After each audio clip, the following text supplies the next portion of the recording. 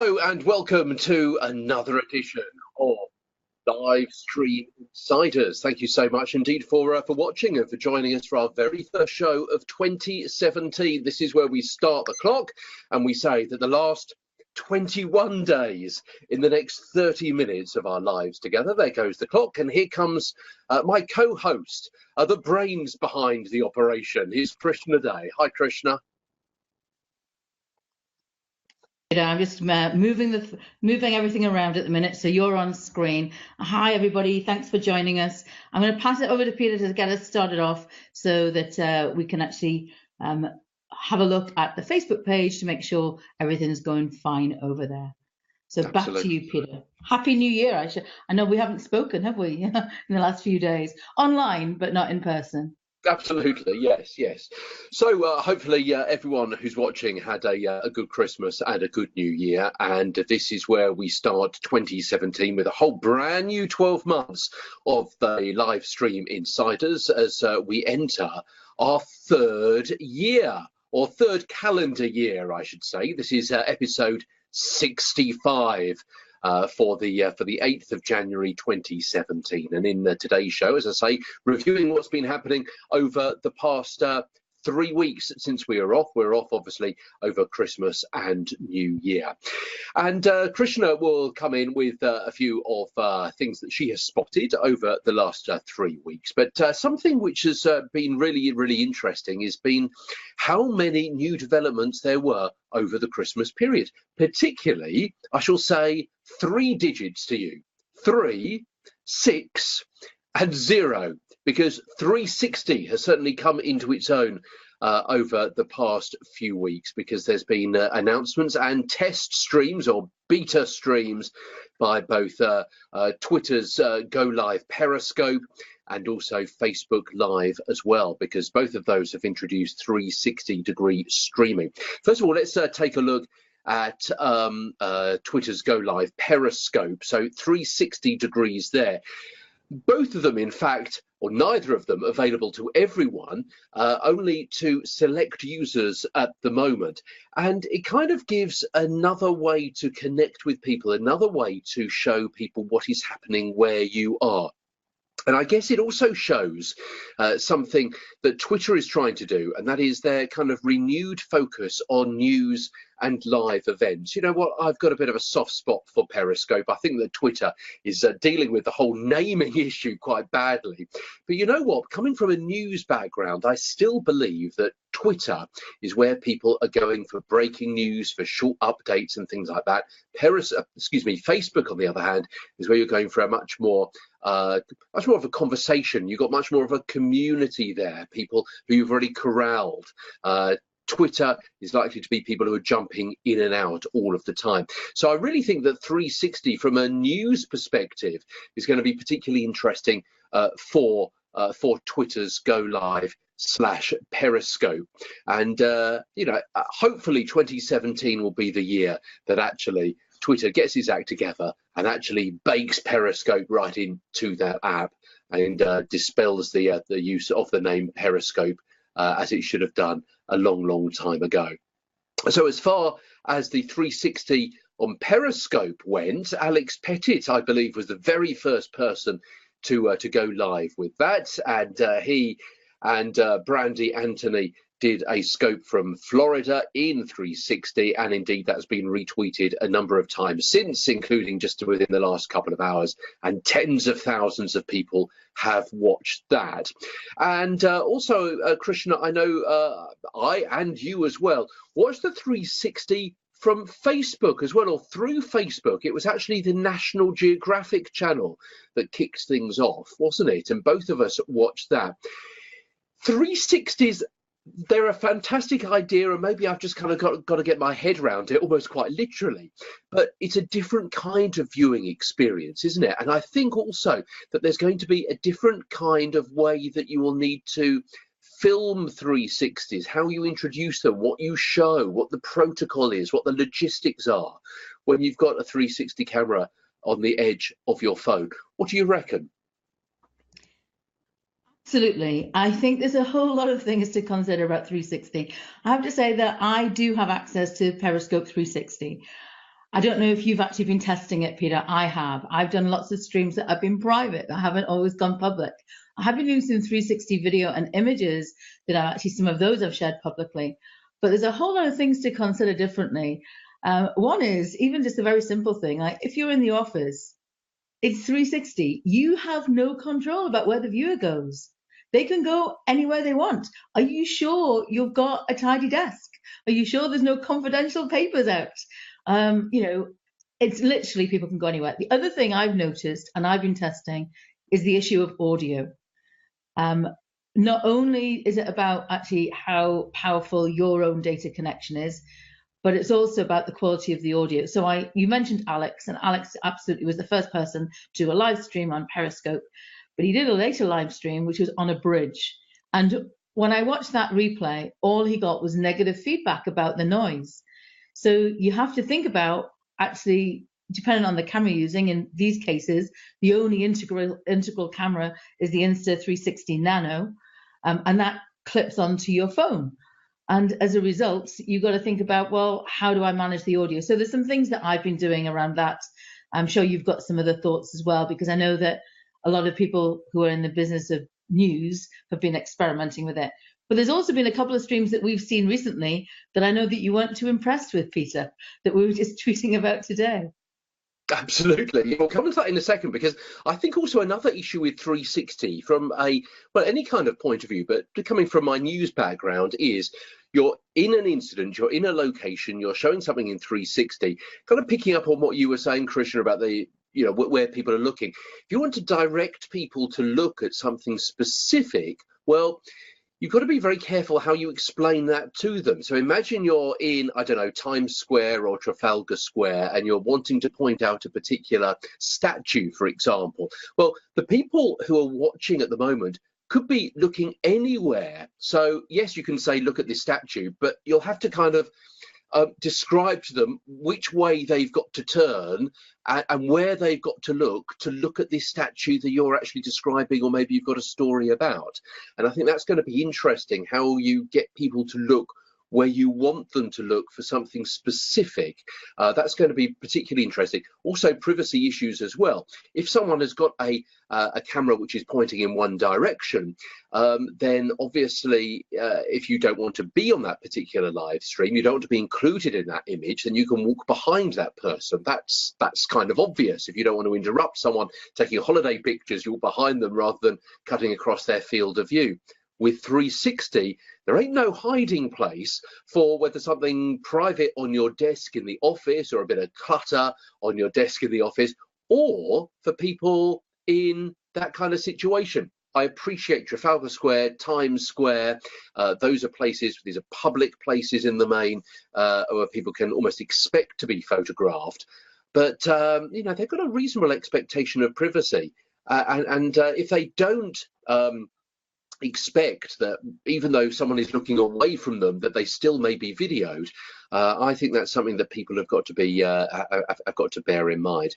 Also, I think it's going to be particularly interesting what's come out of CES, the big consumer electronics show in Vegas over the past week, because I know a lot of tech to do with mobile phones, to do with live streaming, to do with what we call mojo, or mobile journalism, using your mobile phone to collect and curate and edit and produce and upload items for news organizations. More 360 cameras coming out of that, and also some possible solutions to that audio issue as well. So we'll keep an eye on those and see whether some of those work through. And also talking about CES. There's a couple of interesting points that are coming up in the chat. And thanks so much to everybody for joining us here. It's great to have you back with us here for 2017.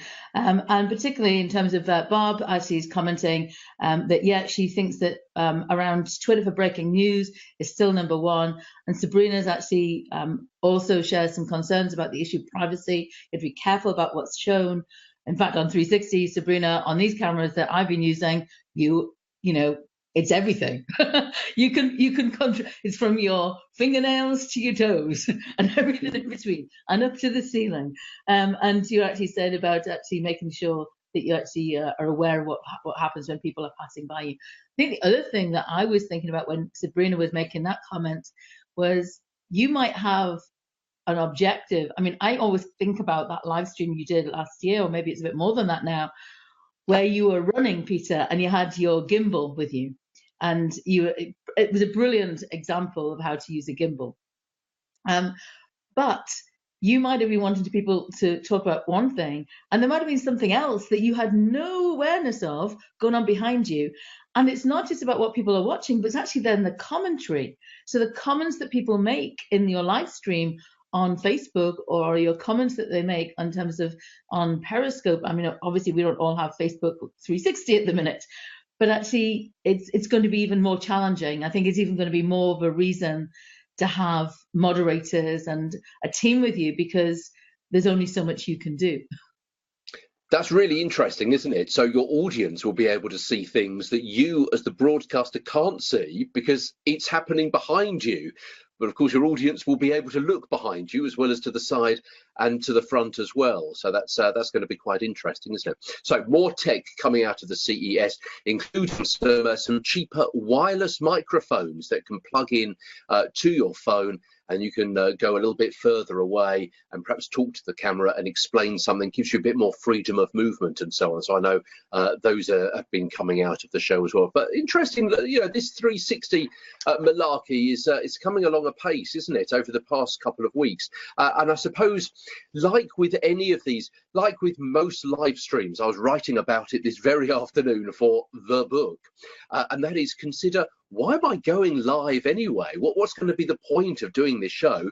And to move that on, why am I actually going to be doing a 360? Is it actually necessary? Is it appropriate? Is it actually going to enhance my show, or is it going to confuse people? Because you know what, if you're in an auditorium at an event or a conference and you just stick up a 360 camera because you've got it, actually that's probably just going to confuse people. And obviously, if you are in a location where lots is going on and there's lots to see and lots to be excited about, particularly outside, then perhaps that's going to have a different kind of impact. But anyway, yeah, interesting stuff. And that's, I would have thought, one of the big takeaways from the last 3 weeks, the big 360.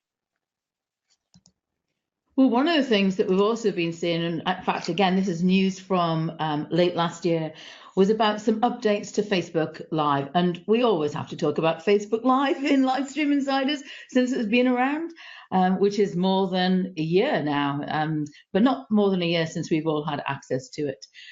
But I do hope that what actually was announced is going to be available to all of us, not just people who are using the Mentions app. So the Facebook Mentions app, that many of you may be aware of, is only available to people who've got verified accounts. They are typically people who've got, let's say, they're public figures. They could be journalists. A lot of journalists have them. And also it could be that somebody's a celebrity. So there's a number of features that were available, are now available through Facebook Mentions. So if you do know somebody and you're managing a page that actually has got access to the Facebook Mentions app, then this is going to be of interest to you. And the rest of us are just going to have to wait and hope and perhaps ballot Facebook to see if we can get some of these options come out. So let me take you through the kind of the key things that caught my attention. Firstly, particularly relevant if you've got a team of people working with you on the Facebook Mentions app, people can actually therefore start to create drafts of content. And so create a draft about, for example, if you look at our Facebook Live today, there is a little bit of narrative about what we're covering in the show. And that's always helpful, because rather than just saying you're going live, so your team member can actually draft that, and then it can be approved by the person who's going to go live with the app. So I think that's quite helpful. The other thing alongside that is something that we've been able to do on desktop.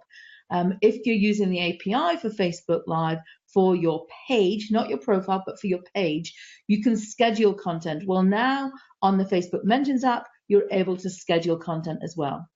The second thing is also in terms of managing your camera. So you know that if you actually go live when you're on Facebook, one of the challenges that we have at this point in time is about whether you're going to be live and you're going to be vertical or you're going to be horizontal, portrait or landscape. And I know some people are still having bugs with that they did have portrait and landscape and they could do that, but then they seem to have gone back to square. So who knows what's really going on, and that they're doing that from their mobile app. Well, with the Mentions app now, if you're using that, you have a choice in terms of which way you want to go. So actually you can flip. It's actually, and the other thing that's really important, I think, for many of us, particularly if you're a brand, if you go live from the mobile app, you're probably aware that if you've got anything that you're showing up in terms of words, it's mirrored. And, you know, that was initially the case with Periscope, and then they fixed it quite quickly. It's actually taken Facebook forever to fix that. So if you hold up your book, Peter, you know, in a few months' time, it will actually be in reverse. So we really need Facebook, if you ever listen to any of the things that we say here, Live Stream Insiders, we all really need that feature. And the other thing is a nice feature. Now, we can do this on Facebook on our personal profiles, but we can't seem to do it. I don't seem to have it on Facebook pages at the minute. But the ability to trim your content. And what I mean by that is, let's say I've seen a lot of people go live, and we go live pretty quickly, you know, in terms of getting into content. We don't have 10 minutes of waiting for people to turn up. That's one of the reasons that actually some of the updates they made for Facebook pages is actually really interesting, to be able to gather a community and pre-promote it. But I hear a lot of people saying, oh, I'm just going to wait for a few more people to come in. And of course, that anybody who comes back to watch your replay, and as we've talked about many times, more people will watch your replay than will probably watch you live, unless you've got some unique breaking news and it's, you know, absolutely amazing content that you're sharing. Most people will be watching you on replay.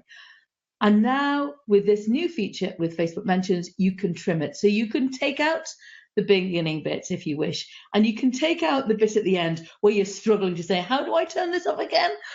So you can finish on a nice smile, and then you can go and use your finger to close down the app. You can actually trim that out of it. So I know I've had access to that on my profile. I don't have access to it on my page when I go live at this point in time in terms of from my mobile app. Please, Facebook, let us have these tools too.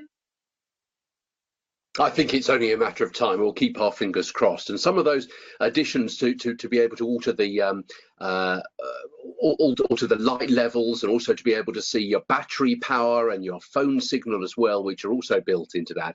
I think making it more and more kind of professional, and that's going to be really, really interesting to see how that goes.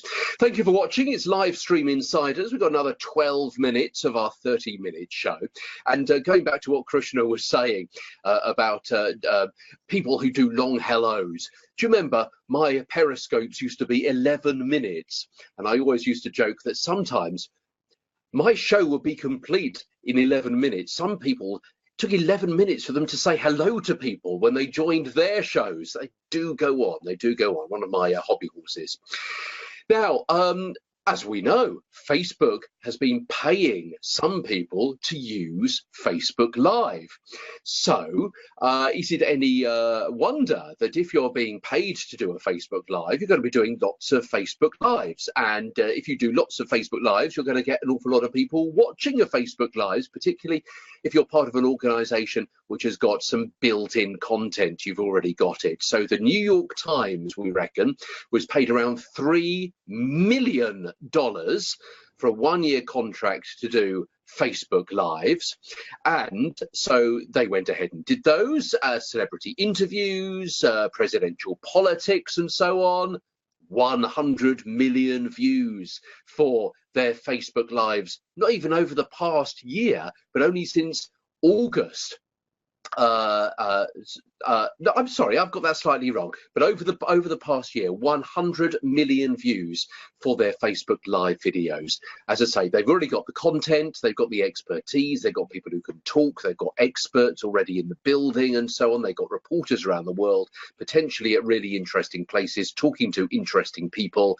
And of course, they've got to make that $3 million go somewhere, and they've certainly managed to do that. And of course, with the next year, with that inauguration just around the the corner, just a few days away, and the next 4 years of what's going to be a really, really interesting time in presidential politics in the United States. I'm sure they're going to be doing many, many more Facebook Lives from the New York Times over the next 12 months as well. So, you know, we always talk, Peter, about the fact that we like to bring news here, and sometimes we talk about things before other people do. And in fact, that's one of the articles that I think has been talked about this week, which is one from TechCrunch. And they've been talking about something that we actually talked about back in November. So it just shows you, you know, hang on out with us here at Livestream Insiders. We do bring you helpful tips. So the one thing we wanted to share from that particular article, remember everything that we talk about, plus lots of more of actually bonus articles and content is available in the show notes, which have already been posted to you. So go grab them and actually get all of that news. But this is the whole topic of actually automated annotations in terms of captions for your video content. We talked about this back in November. It seems like TechCrunch has only just got access to it now.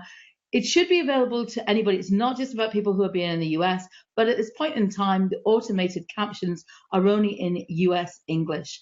They're not perfect, but it's great to have them. But one thing I did notice that you'll be able to see on this screenshot I've got, the image on the left-hand side that you see is the one that we shared in the article at the time we talked about how to use this feature. It's available for your live video, which is really, really good to actually have that available too for your live videos.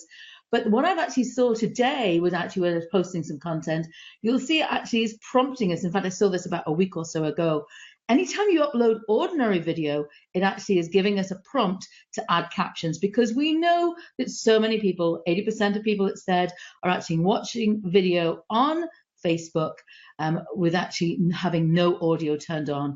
So if you're not using that on your live video, hopefully you've got access to it on your Facebook pages, and it's not just available for your recorded video that you upload, but it's also available for your video that you're doing in terms of live video. So thanks TechCrunch for raising this to the world. But hey, here at Livestream Insiders, we talked about it months ago. And you know what? That's partly the reason because we go through so many websites, articles, reports, white papers, all sorts. I would suggest that I probably go through 50, 60, 70 a week, looking at various articles all about live streaming, all about all sorts of different apps for you here on Livestream Insiders. And we also try and bring some really interesting case studies or user studies of how people have been using live streaming. And you know what? Behind the scenes, we've done loads of those. Really creative live streams, we've talked about those in the past. Different organisations using live streams, yeah, we've talked about small businesses and police forces and so on. But this one particularly jumped out because it's not very often you actually get an example of a company using live stream for employee communications. And yet that is what Walmart has been doing over the last couple of weeks. They had a shareholders meeting, and yes, they had 16,000 people in their auditorium, as you might imagine.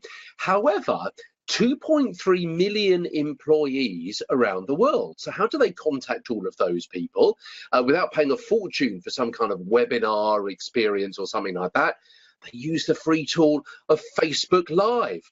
And they were quoted as saying over the course of this week in an article that I was reading that how useful it was, and also how raw and authentic it was. You know, we kind of know that kind of thing, don't we? Unscripted authenticity that's often missing in a heavily edited corporate production, they say. And they said the whole point is that they wanted to reach out, they wanted to touch their associates, and they wanted to actually be, as I say, get much more emotionally connected.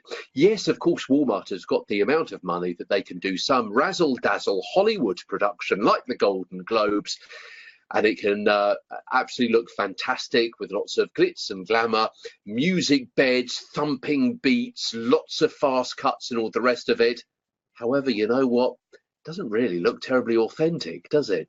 As we know. So that's why they decided to go with Facebook Live for unscripted authenticity that is often missing in heavily edited corporate productions. So and also another really interesting case that they use it for Sam's Club, which is all part of Walmart, of course, and they use Facebook Live to offer customers a sneak peek into popular holiday items just before Christmas. So I think that's been really, really interesting. And in fact, was something you talked about, Krishna, just before Christmas with one big company in the States that was showing off some of the different items that they had on offer for the festive period, and they did it as a kind of QVC, which was really, really interesting. So there's a really good case study there that may find its way into the book in the next few weeks.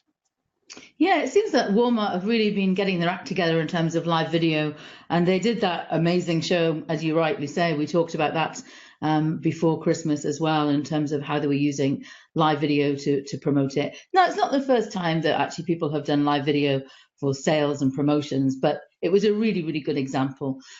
Talking about the book, I'm sure the next story, in fact, that we're going to be covering here now is something else that actually Peter will be talking about, because I know his book is going to be much sought after, particularly in terms of people in his own industry, in terms of in journalism.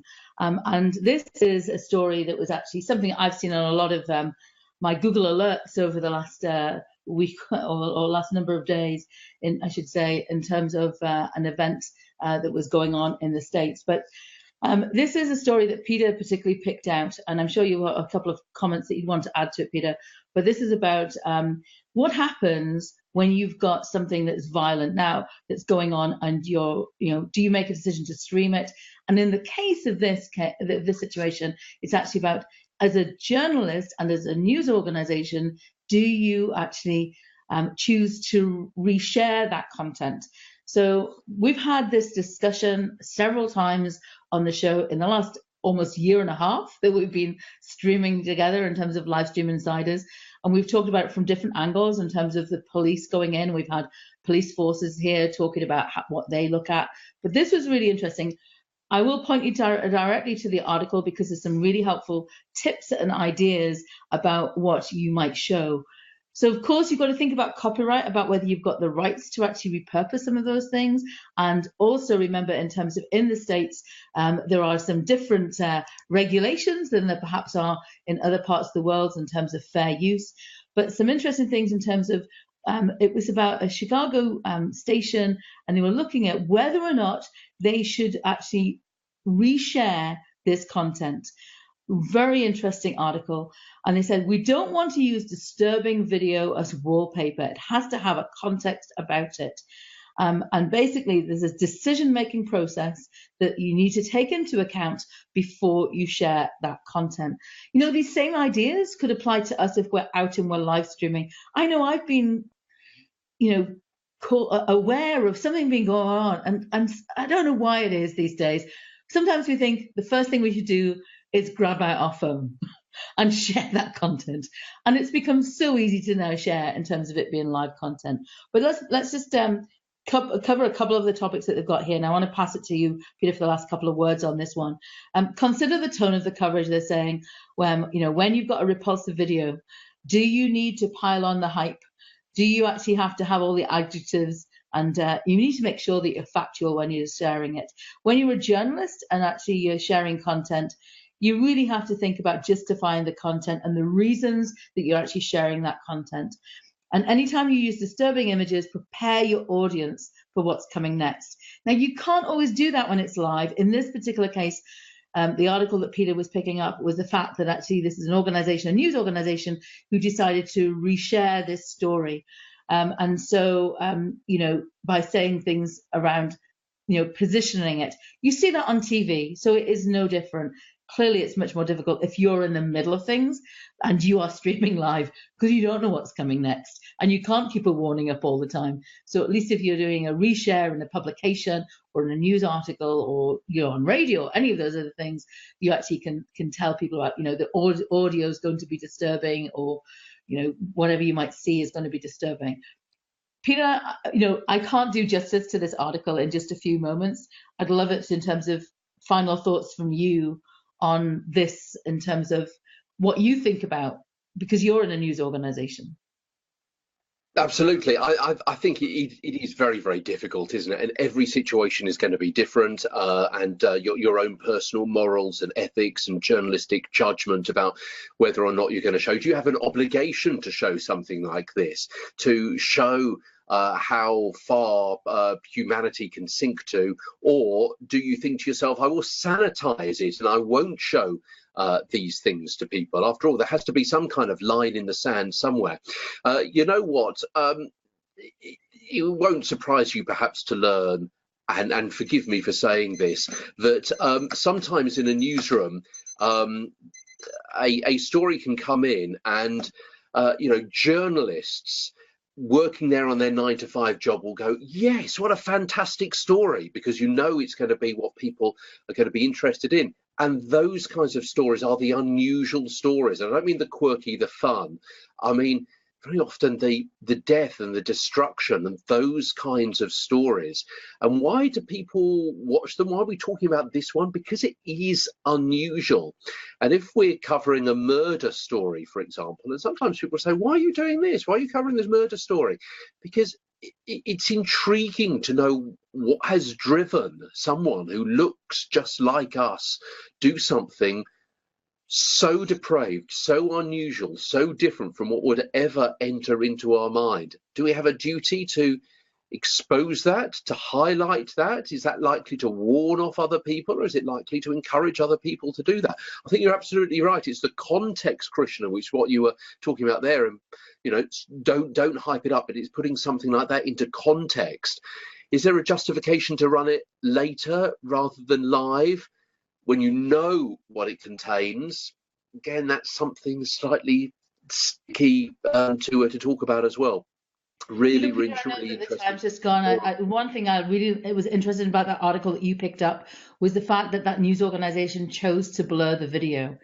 Wouldn't it be interesting if there were ways that you could blur live video? I wonder if that's coming in 2017.